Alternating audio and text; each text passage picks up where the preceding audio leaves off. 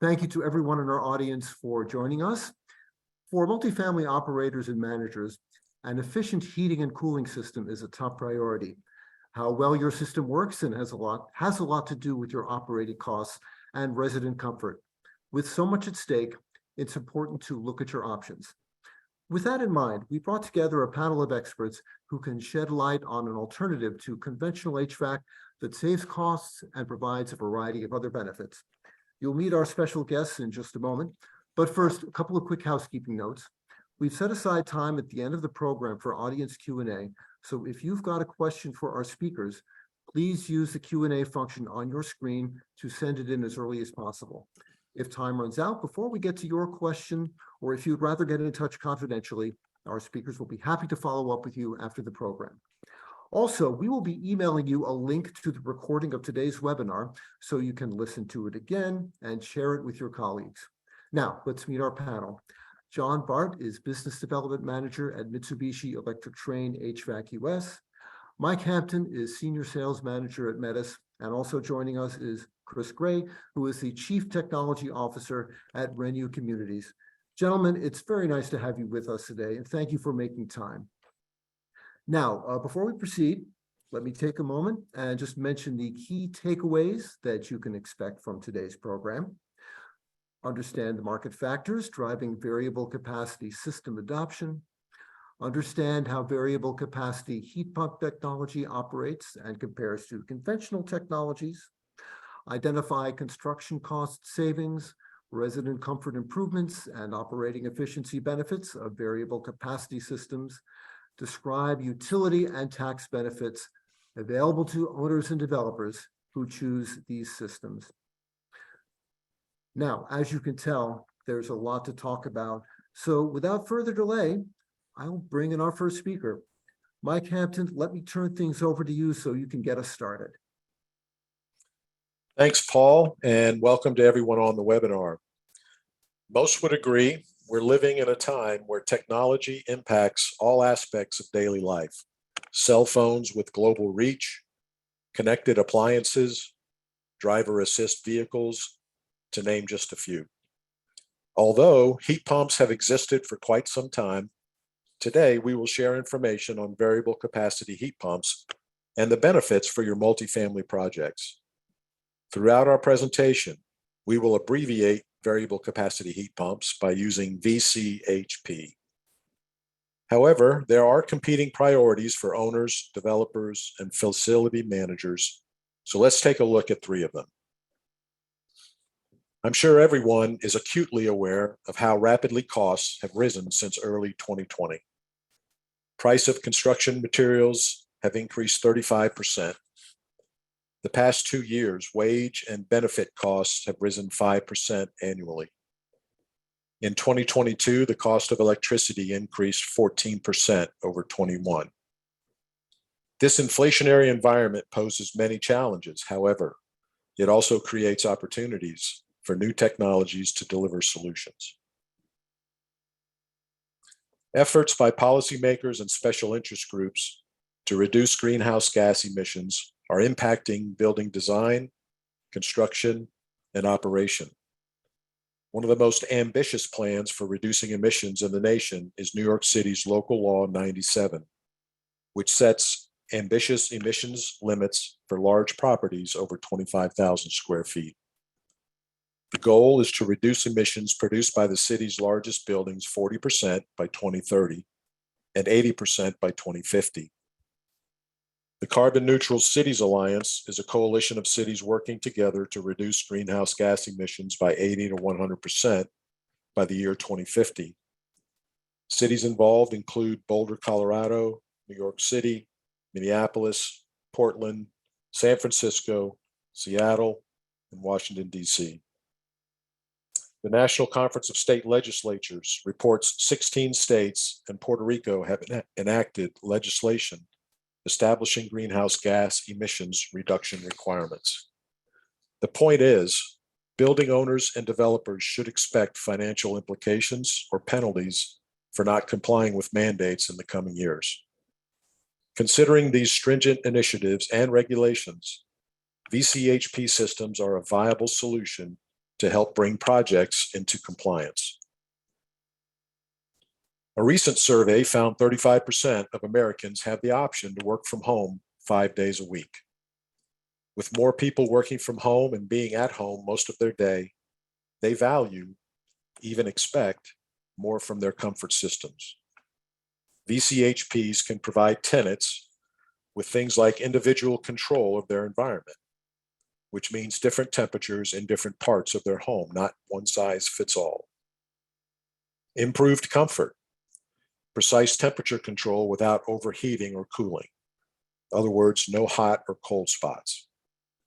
And personal control over energy costs.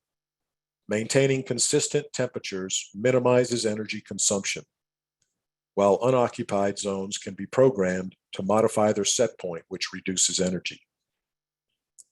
When using VCHP systems, personalized comfort benefits are built in, and tenants value these over one-size-fits-all HVAC systems. Each month, HVAC manufacturers report their unit shipments to an independent association. Data confirms shipments of all-electric heat pumps have exceeded shipments of fossil fuel furnaces. Additionally, fossil fuel furnace shipments are trending down sharply.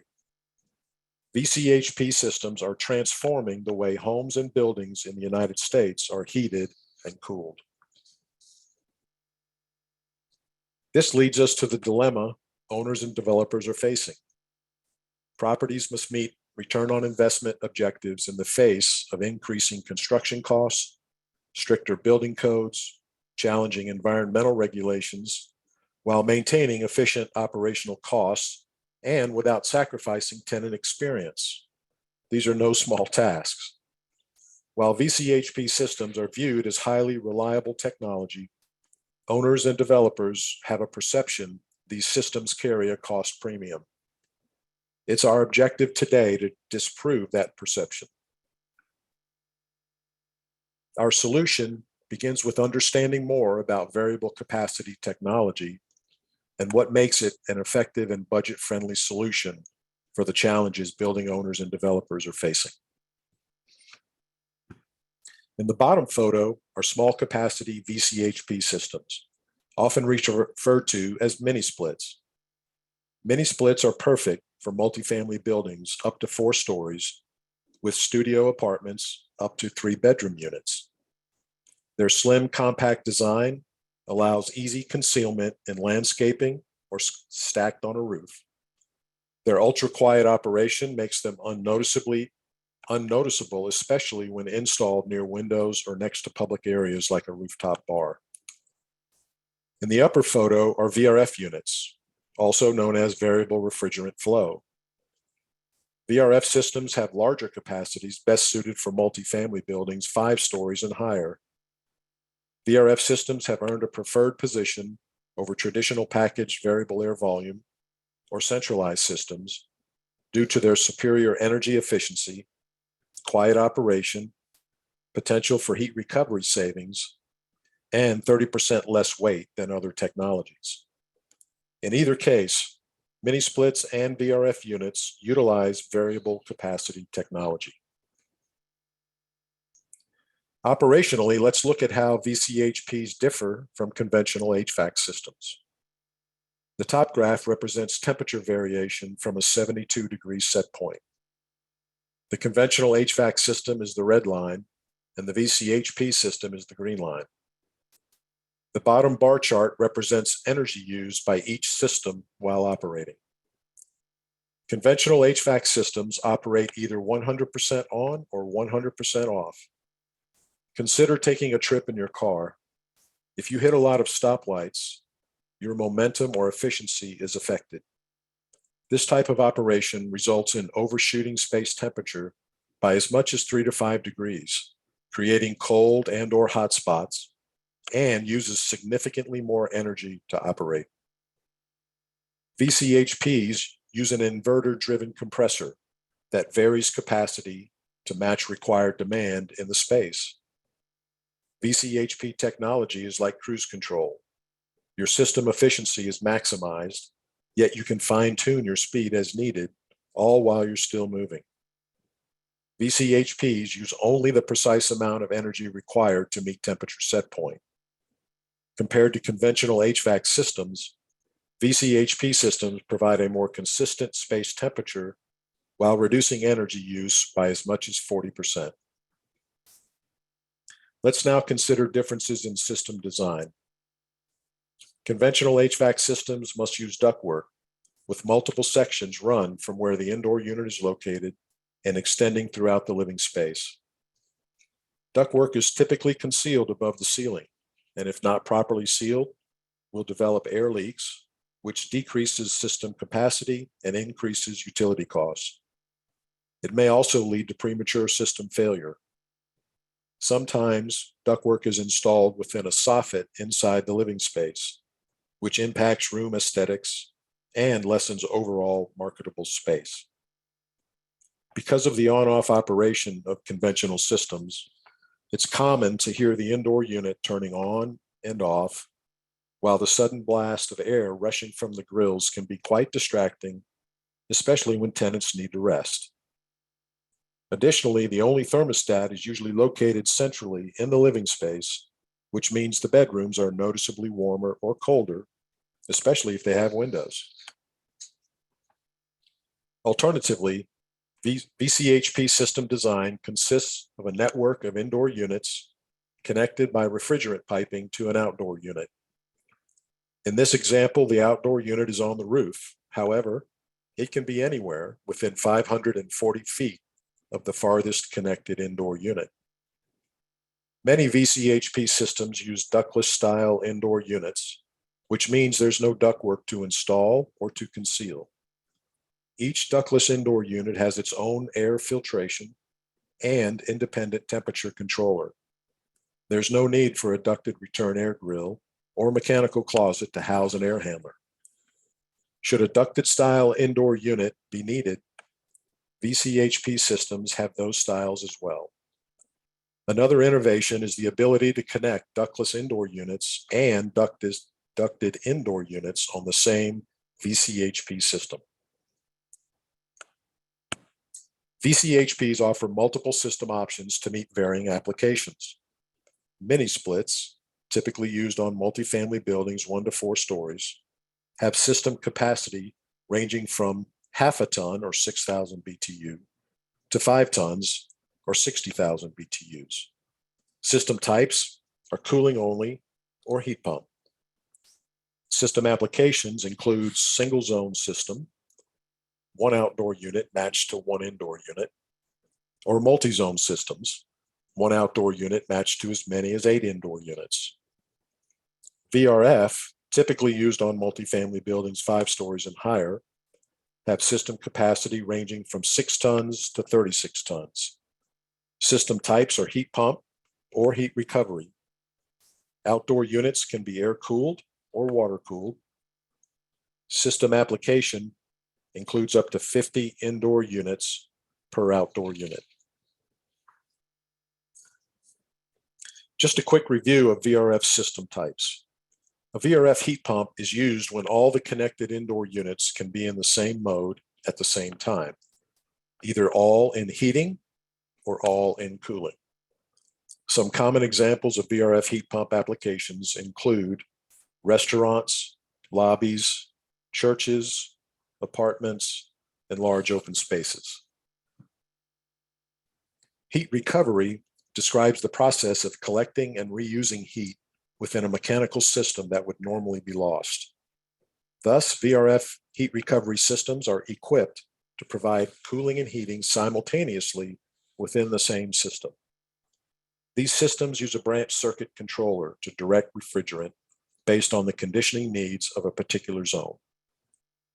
VRF heat recovery is an excellent choice for buildings with diverse comfort needs where certain spaces require cooling, while at the same time other spaces require heating.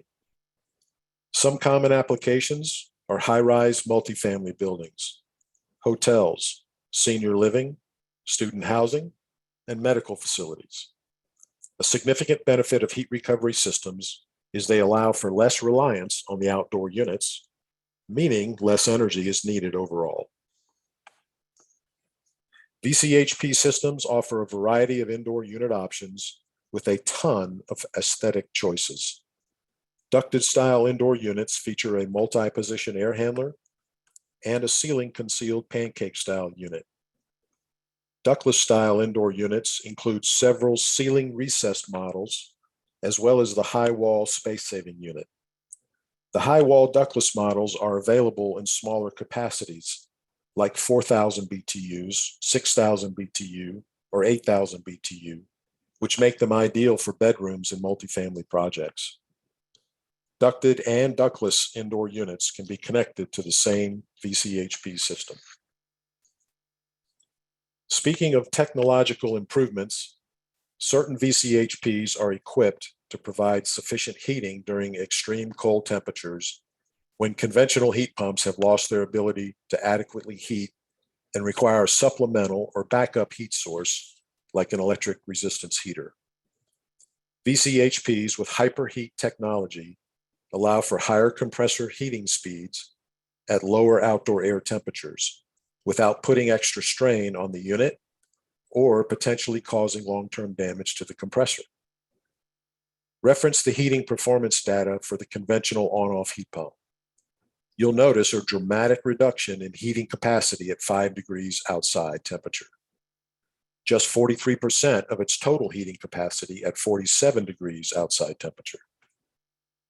Alternatively, the VCHP with hyperheat technology maintains 100% heating capacity at 5 degree outside, and at negative 13 degree outside, it's producing 75% of its heating capacity at 47 degrees.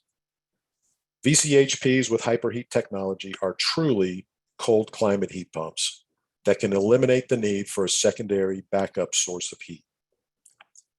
One project using VCHPs with hyperheat technologies is Ontonagon Village Housing, located on the shores of Lake Superior in northern Michigan. It's an affordable public housing property with 15 buildings and 60 living units. Ontonagon Village is located in Climate Zone 6. This includes most of northern New England, northern Michigan, most of Wisconsin and Minnesota, South Dakota, most of Wyoming, and all of Montana. In the spring of 2021, you may recall the polar vortex that made national news because power plants in Texas were freezing. The VCHPs with hyperheat technology at Ontonagon Village experienced negative 25 below zero temperatures, and not a single tenant had any issue. You can read more about Ontonagon Village Housing at mitsubishicomfort.com/case studies. I'd like to provide a quick reminder. Please begin submitting your questions using the Q&A function. We'll go over these at the end of the presentation. And now I'll turn it over to my colleague, John Bart, who will discuss additional benefits of variable capacity heat pumps. John? Thanks, Mike, and hello to everybody on the webinar. So now that we've fully explained how variable capacity heat pump technology operates, we can go into further detail on ways these systems provide significant savings for developers and building owners. Now let's explore where the hidden first cost savings are with VCH. Variable capacity systems are great and their operating expenses are cost efficient, but they're expensive on the front end. That is true when only looking at comparative cost of the equipment. The best way to realize these cost savings is to build your basis of design for your next project around variable capacity heat pumps. When your comparative VE bids come back with conventional systems, the full story is then told by the overall cost. Now let's look at specific areas where VCHPs save on first cost. Traditional split system heat pumps use a larger diameter of copper piping as compared to mini split VCHPs. So any copper saved is dollars in your pocket. As you saw in the earlier multi-story building slide, VRF systems condense the amount of copper piping needed by connecting multiple indoor units to one outdoor unit, creating both a cost and labor savings. From an application standpoint, conventional systems are also limited in the length of the refrigerant line that you can run between the two components without adding additional accessories. Some of our single zone systems can go as far as 245 feet without the need for added accessories, which equals an offset in materials and labor costs. Ductwork is also costly and labor intensive. Added savings are found with the elimination of ceiling fur downs, which are sometimes needed to conceal large duct runs. Numerous indoor air quality case studies have shown that fiberglass duct liner combined with dust, dirt, and moisture is a very good medium for microbial growth such as mold, fungus, and Legionella bacteria. This can be a source of liability. These costs and concerns are eliminated by designing with ductless indoor units. Also, VCHPs free up more marketable space such as ceiling height increases and eliminate the mechanical closet needed for conventional ducted air handlers. When VCHPs are designed to handle the full heating load in a particular climate, the need for auxiliary strip heaters used in conventional heat pumps can be eliminated. This creates multiple benefits for both owner and tenant. Conventional heat pump systems require electrical circuits at both outdoor and indoor units, while mini split VCHPs only require one electrical circuit, and that's to the outdoor unit. This results in reductions in electrical wiring size and breakers needed per apartment. The breaker size needs for VCHPs are also less than conventional systems. Depending on the size of the building, we have seen these reductions combine to reduce the overall electrical building service wiring needs, producing copper savings. First cost, in particular, mechanical equipment and installation, are often a major factor in HVAC selection. I can provide further detail on a similar scenario. What you see on screen is an HVAC cost comparison for a 5-story housing project in the Atlanta market.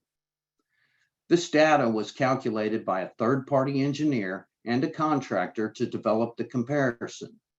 We wanted to use a very common new construction application, conventional air handling systems with electric heat paired with a split air conditioning unit. These multifamily solutions get installed all the time, but not only are these inefficient, they are a cost and design nightmare. When Mike and I are asked to give an equipment estimate against a conventional system that is basis of design, the equipment price difference is typically what our customer sees. What is not easily seen is the reduced material and labor subcontractor costs due to the benefits of our equipment. More the reason to use HP as your basis of design from the start. Consider the piping run. Each of these 236 conventional units require a home run of refrigerant piping from the apartment to the roof. That's a lot of piping. And think of the vertical chases needed to fit all that piping and insulation. By comparison, on the variable capacity side, only the 14 VRF outdoor units require piping home runs, as it is the branch circuit controller which uses the home run and not each individual apartment. Regarding the electrical cost, this project was modeled against the seemingly much less expensive split units with roof-mounted condensers and electric heat for heating. Well, those electric heaters require 15 kW of electricity, and depending on the line length, that 15 kW is going to require a 40 or 60 amp breaker, along with number 4 and number 6 wire. Again, that's a lot of copper. Now, compare that to the VRF side, where there's no need for electric heat and only a single 15 amp breaker for the indoor units. And again, depending on line length, that's number 10 or number 12 wire size. So looking at these detailed together, even with the higher price of the VRF equipment, it's still a better decision to go with variable capacity systems. You will notice both fire dampers and ductwork were not part of the reductions seen in this model, because this was a like for like comparison using ducted models, as did not change the architectural design. You can imagine the increased saving if ductless units were used.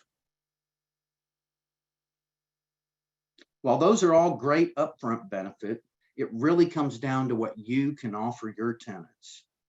How can the right HVAC choice make a difference? Let's take a look. The overall footprint of VCHPs outdoor units is smaller than traditional systems. This frees up space, allowing for rooftop bars, pools, green space, and other tenant amenities. Pictured at the top is the AC Marriott Hotel in Dublin, Ohio, where the reduction in the equipment footprint allowed for the creation of a rooftop bar and restaurant. With the elimination of ductwork, architects can create aesthetically pleasing spaces with higher ceilings. Pictured at the bottom is the lofts at Empire Yard in Macon, Georgia. Also, by using ductless indoor units, frees up the mechanical room closet, typically housing the conventional air handler, thus creating more tenant use space. Earlier, Mike talked to you regarding of how our operational technology differs from your current conventional systems. By keeping our systems running, your residents will notice a more consistent comfort level compared to the on-off cycling of conventional systems, as well as better indoor air quality. I personally have a 4-zone system in my home, and I've noticed that hot and cold spot areas I experienced with my prior system have disappeared. I also have been experiencing a 40% reduction in annual energy savings in comparison to my former system. Both of these benefits are very marketable to your future tenants and give you a differentiator from your competition. The zoning aspects of these systems offer tenant advantages at a fraction of the cost compared to conventional zoning technologies as well. Each tenant can have their own comfort set point in the room that they occupy. Also, think about these advantages when utilizing VCHPs in your leasing office and other conditioned amenity areas. When the room is not used, it can either be turned off or set back in off hours, maximizing your energy savings. Smart controls are now an expectation with tenants. Look for those manufacturers that are compatible with Apple, Google Play, or Amazon products. This platform can also be used in conjunction with a traditional style wall controller or a wireless handheld controller. It can be integrated into Google Voice Assistant or Alexa. The younger generation prefers having these type of smart home conveniences, which also creates a differentiator to your competition. Does the filter need to be changed? Is there a problem with the system? Smart controls can tell the tenant that maintenance is needed, helping you to protect your systems for many years of service. Filtration is a very critical aspect in an HVAC system. If filters are not changed on a periodic basis, performance of the equipment is affected, as well as indoor air quality. On the right, you see a standard filter typically used with conventional systems. They are functional, but do they address other pollutants known to be in our indoor air? The answer is no. In comparison, some VCHP manufacturers offer 3 types of dedicated filters, each performing a specific role to provide better indoor air quality. The nano platinum filters break down bacteria and deodorize the air. These are washable and last up to 10 years, eliminating replacement cost. With the addition of a deodorizing and electrostatic anti-allergen enzyme filter, you have what is needed for enhanced indoor air quality. VCHP indoor units run continually compared to the start-stop action of conventional system. This aspect provides better filtration and indoor air quality overall, as there are more air changes of the room per hour, which equals cleaner air. Another marketable tenant benefit. Some manufacturers apply a dual barrier coating to the blower wheel, the heat exchanger, and the vanes that keep particulate from accumulating in the system. This coating creates a huge maintenance benefit for sure. Since the pandemic, work schedules have changed and many work from home. With video calls more prevalent, quiet is essential. VCHPs are so quiet in comparison to conventional systems, you don't even realize they're running. Tenants can appreciate the lack of noise from their HVAC system when they have experienced a noisy system in another apartment. We can all agree energy prices are not going down anytime soon. This chart shows regionally how much of an increase in cost was seen year over year for a particular fuel used in winter in these areas. All of them reflect heat pumps in general perform better from an energy cost increase perspective. Keeping utility costs consistent for tenants is a benefit for retention. There are many incentives available for VCHP technologies. Let's take a deeper look. Last fall, Congress passed the Inflation Reduction Act, which provides multiple incentives for owners and developers to implement green building practices on their new and retrofit commercial projects. VCHPs are one of the qualifying products. Some clarification for these incentives were provided in January and are reflected on the slide. Mike and I worked with third-party vendors in analyzing projects to maximize your incentive savings. One of the major changes in January was REITs are now eligible to participate with both 45L and 179D incentives. Also, owners have had a recently qualifying project can claim back 3 years of incentives with an amended tax return.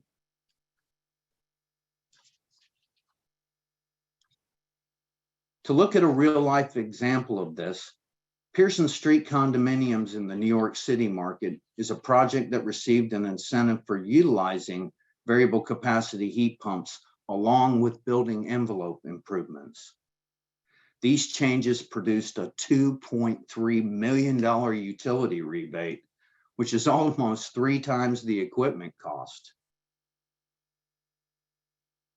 PACE financing is geared toward commercial, hotel, industrial, and multifamily real estate projects. Almost any energy-saving project can qualify, including lighting, HVAC controls, low-flow water fixtures, windows, roofs, and walls with enhanced insulation.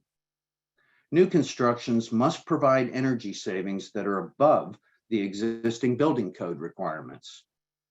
Retrofit projects for existing buildings must improve upon the levels of energy consumption associated with the systems that are being replaced. PACE funding ranges from $500K to $100 million with private institutional capital backing. There are also third-party companies in the industry who are offering financing of mechanical equipment along with the installation cost. These programs are gaining traction with some developers who are experiencing more difficulty in financing their projects. Manufacturer value and support is not equal with all VCHP companies. Let's explore some offerings to look for to give you an expectation gauge when selecting a product. Ask these questions before accepting a basis of design for VCHPs. Does the manufacturer have a specific vertical market expert for your project? Can they provide you support with the local distributor partner in the project area? Do they have qualified contractors in the markets you work in? Can they provide in-person support to your MEP firm? Do they provide startup, technical, on-site support and training for your facility teams? Not all manufacturers are the same. Pictured here is a tool that we use that compares multiple HVAC technologies to VCHPs with energy modeling, life cycle cost, and lead points obtainable for your building. This helps owners and developers make educated decisions when selecting the best HVAC system for their building. Other value adds to look for: can the manufacturer provide third-party support in obtaining these utility tax credits and rebates? And does the manufacturer provide extended warranties for multifamily projects? Control strategies are becoming an integral part for how owners can optimize efficiencies in their overall operations to maximize their limited resources. Look for companies that can integrate easily into your platform or be able to create a custom one for your needs. So what new products are coming? Heat 2.0 is an industry first in the commercial heat pump water heater space for the US marketplace. It is best suited for large commercial applications using a central plant for hot water such as hotels, office buildings, and high-rise multifamily buildings. Heat 2.0 provides an all-electric modular solution for your hot water needs. Hybrid VRF was created to overcome the challenges created by ASHRAE standards 15 and 34. These standards set the amount of refrigerant levels allowable in the space in the event of a catastrophic leak occurring. Currently, refrigerant monitors must be placed in rooms to assure safety compliance, but these add significant cost. With hybrid VRF, refrigerant is piped from an outdoor air source or water source system to the hybrid BC controller you see here on the slide. From there, the rest is water piping. Okay, now that we have a good understanding of variable capacity technology and its benefit for the multifamily industry, let's hear from a developer in this space. We would like to welcome Chris Gray, Chief Technology Officer of Renew Communities. Chris is going to share a little bit about Renew and their energy retrofit multifamily project, Southwind. Chris, take it away. Thanks so much, John. Thanks for having me, and thank you for everyone for participating today. So I run a company called Renew Communities, and we are a subsidiary of a private equity real estate firm out of Boston, Massachusetts called Taurus Investment Holdings. And we were founded a little over 3 years ago with the goal of delivering decarbonization retrofits for Taurus projects. So we're an internal energy services subsidiary that works as an owner's rep to design, develop, implement, install, construct, and provide turnkey retrofits for multifamily office and industrial assets that Taurus acquires. And our goal is to find the most cost-effective solutions that provide an accretive retrofit for our investors, our landlords, and our tenants. So we want everyone to benefit. And we've been working on Southwinds for a little over 2.5 years now to completely retrofit the entire property of a 1970s vintage garden style multifamily community just south of Boston. And this community was typical 1970s construction. It spreads out over about 28 acres. And it was extremely inefficient. It was built with electric resistance baseboard heating. It had through the wall AC units that failed quite regularly. And it was very uncomfortable due to the poor envelope of the building. You had single pane aluminum frame windows that were very leaky. You had poor insulation levels. So all of that led to extremely high energy bills on the property. This particular property had a pre-retrofit HERS rating of about 170. So if you use 100 as standard 2006 new construction baseline, each of these apartments was about 70% greater energy consumption on an annual basis than a single family house 2006 code compliance construction. So our goal was to develop and design a retrofit that would provide greater comfort to the tenants, that would allow for more efficient operation of the buildings, but also future-proof the property to allow its carbon footprint to be competitive in the future with other buildings, to avoid obsolescence of this property. And so we had to evaluate the full scope of retrofit potential and look for an HVAC solution that would fit into the current design of the buildings. And when you're dealing with retrofits, you never really know what you're going to get. So that's really what led us to the variable capacity heat pump technologies. And if we go to the next slide, I'll talk a little bit more about that. So on this particular property, we decided to use the cold climate variable capacity heat pump solution from Mitsubishi for a number of different reasons.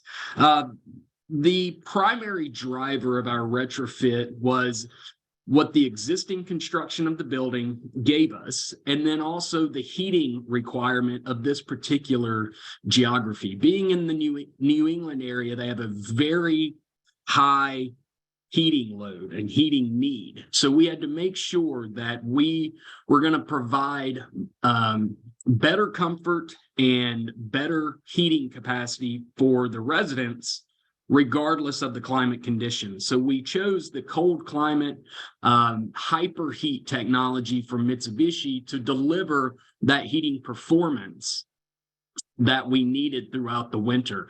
And I mentioned earlier that we had electric resistance baseboard heaters on this property. And when we removed the baseboard heaters and put in the variable capacity heat pumps, we had more heating capacity at 0 degrees Fahrenheit than we did previously with the electric resistance heat.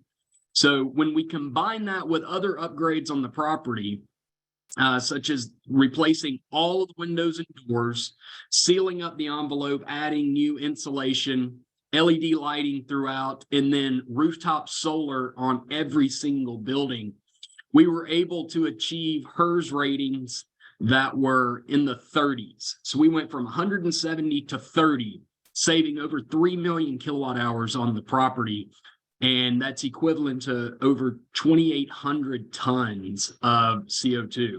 Now, this retrofit was not easy. It did not happen quickly. It occurred over about 18 months time frame, but that gave us the ability to monitor and trend the performance of the heat pump. So if we go to the next slide, we can see the implementation timeline of the heat pump starting late summer 2021, about the September timeframe. We started installing these heat pumps, and this is after the weatherization and the envelope project had already been complete. So this was before the solar was enacted and after the weatherization activities.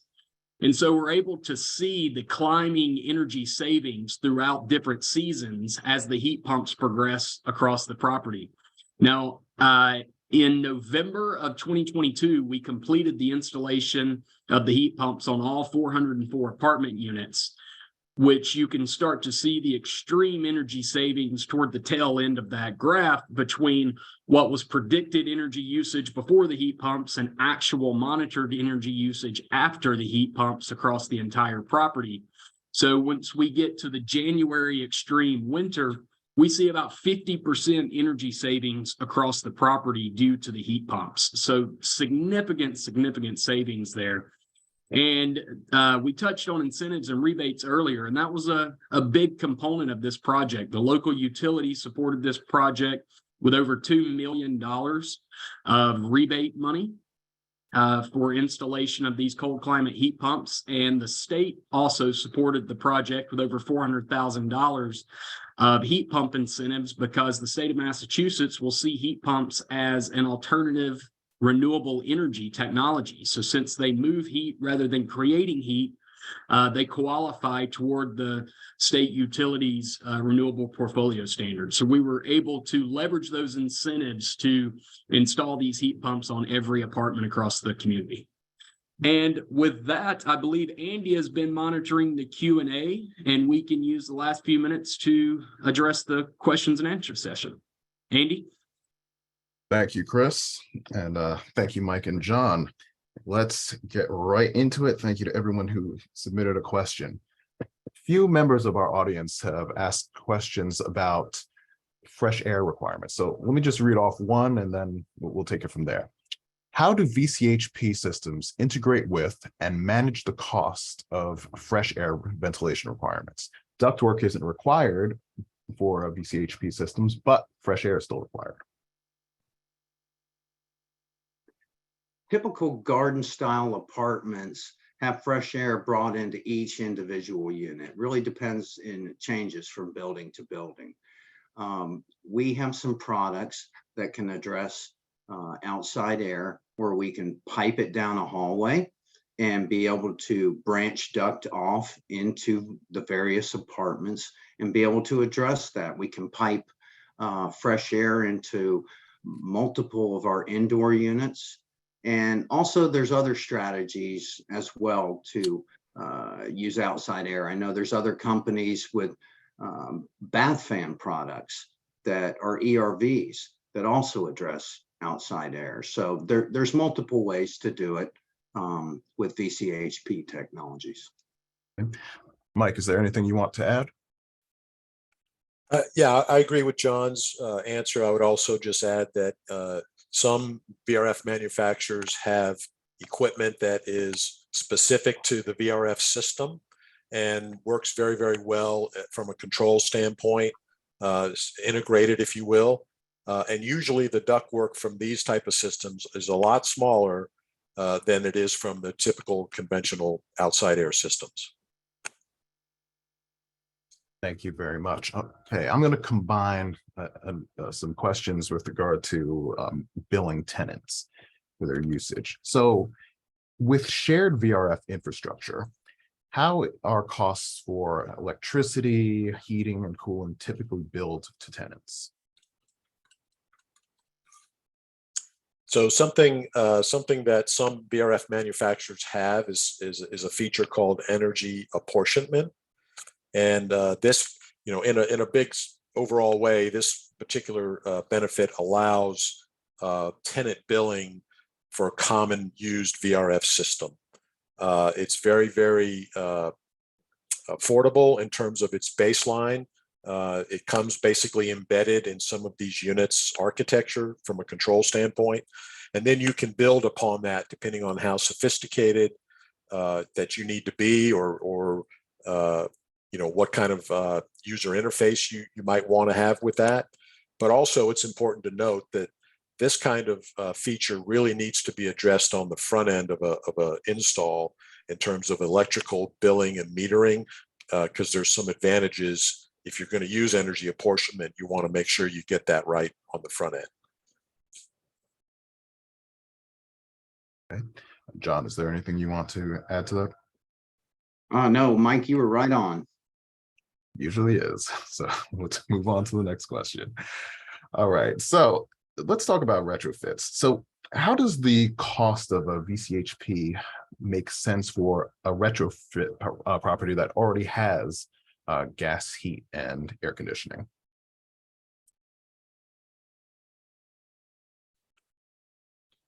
Do you mind if I jump in here? Go ahead. So speaking from an owner's perspective, you have to look, as we talked earlier, about the total cost, right? And we're looking at the cost from an owner's perspective of the building, plus the cost of operating the systems, plus the cost of the value of the building down the road. One of the things we see in the real estate industry is a focus on the carbon footprint of the building. And you can go with a condensing gas furnace, and you can replace all sorts of your building infrastructure to enable you to use a condensing gas furnace, but you're only going to reduce your carbon footprint to a certain point. We believe in electrification and using heat pumps because it allows you to use all the efficiency gain from the system itself, but also the efficiency gain from a carbon perspective of the localized grid to reduce those carbon footprint of the building. So long term, we're maintaining the value of the building because its carbon footprint is aligned with the constant reduction that's expected by 2050 to meet a carbon neutral energy future. From a retrofit cost standpoint, we can generally replace the furnace with a heat pump using the existing electrical infrastructure without having to upgrade the total panel and the service entrance to the apartment, which is typically cost prohibitive. So when you have gas furnaces, you have smaller electrical panels, and you have to make sure that you can retrofit the mechanical system without having to upgrade all of that electrical infrastructure. So that's one of the main drivers that we see with heat pumps. Great answer. John or Mike, do you want to add anything? Chris is spot on. There we go. All right, so let's go with this next one. So this question, actually, I'm going to combine a few. This is with regard to maintenance. So can you describe how is maintenance handled? So, you know, if you look at a multifamily building now with this technology, how does the maintenance experience compare? I mean, do you have to go to every room of the resident? How does it work, and how does it compare to a conventional system? It doesn't differ too much, Andy. Every HVAC system has to be maintained. So the filters on a periodic basis have to be cleaned. The outdoor system has to be inspected on a periodic system to make sure there's no debris that's collecting around it. And that's the same for both conventional and VCHP technologies. I think I pointed out in the presentation, one of the major differences with our filtration system is it's washable. So, and it lasts up to 10 years. So that's a major benefit with the ductless products. And so it's pretty similar, to answer your question. Okay. Mike, anything you want to add? No, anything with a coil is going to have to be, as John mentioned, is going to have maintenance performed, whether it's just visual inspection, periodic, and or some level of preventative maintenance. But yeah, from a filter change standpoint, it's cleanable. It lasts quite a long time, and there are functions within the system to make sure that you, or the tenant at least, is aware that it's time to do that. Right. I saw Chris shaking his head. So as a developer, I take it you agree. Yeah, so maintenance is a necessary part of any building, and that's actually what makes my company so successful. Is there's a lot of deferred maintenance in multifamily buildings where people ignore the maintenance, and regardless of what system you have, if you ignore the maintenance, your system's going to fail prematurely. The good thing about ductless systems is you don't have ductwork that can degrade, that can fall apart, that needs cleaning, You don't have as much of the noise issues, right? You avoid that with variable capacity. But filter changes are a fact of life, and property maintenance teams are used to doing filter changes. One of the things that's beneficial is ductless technology specifically has very compact filters that can be replaced, and you can order a complete extra set of filters for an entire property very cheaply, have them on hand, and you can wash them at any point during the month. You know, if you keep them in your storage room and say, you know, the first week of the month, you're going to wash a few filters every single day, you can have a fresh set always ready to go back into the unit. So maintenance has actually been one of those things from the variable capacity system that's been easier for property staff. Excellent. All right, this is a kind of a quick question, just a point of clarification. This attendee was under the impression that smart thermostats, and I'm guessing third-party ones, aren't really compatible with VCHPs. Can you just address that point? Well, that's not true. There are interfaces that we can plug into our circuit board that allow the adaptation of a third-party thermostat, such as a Nest or whatever type of thermostat that you want to utilize for the system. So that varies from manufacturer to manufacturer. So there are some that can do it and some that cannot. Great. I would just add that our engineering center in the Atlanta, Georgia area is keen on keeping up to date with all the third-party control potentials out there and working those into a rotation to make sure they're compatible with what we're doing. So they do a great job of keeping that up to date. Perfect. All right, let's ask a design question. So typically, which rooms in an apartment would get a dedicated indoor unit with these systems?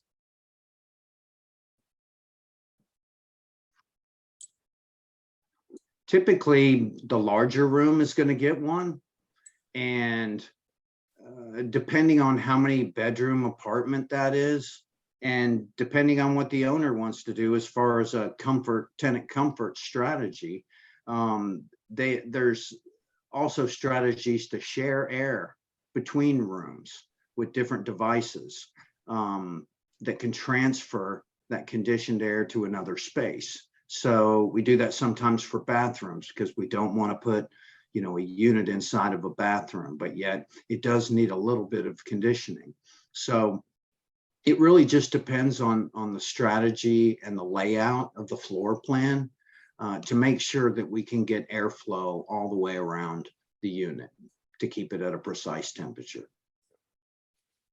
And the other side of that, I think John mentioned in his presentation, marketable benefits. Some potential properties, maybe that's part of their strategy, is to say, hey, you know, every bedroom has its own unique control system for temperature, something like that. So again, it goes back to owner preference and what makes sense for that particular layout. Great. Excellent. Thank you to all of our presenters. Thank you, John. Thank you, Mike. Thank you, Chris. And thank you to everyone who submitted a question. We've just about hit the hour. So let's welcome back our executive editor, Paul Rust, for some concluding remarks. Yes, thank you so much, Andy, for moderating the Q&A. Really appreciate it. And as he said, we are just about out of time for today. But let me thank John Bart, Mike Hampton, Chris Gray, and Andy Solage for this really informative program. Appreciate your time and expertise. And most of all, thanks to everyone in our audience for joining us today. Hope you'll see you again soon at another MHN webinar, and have a great day.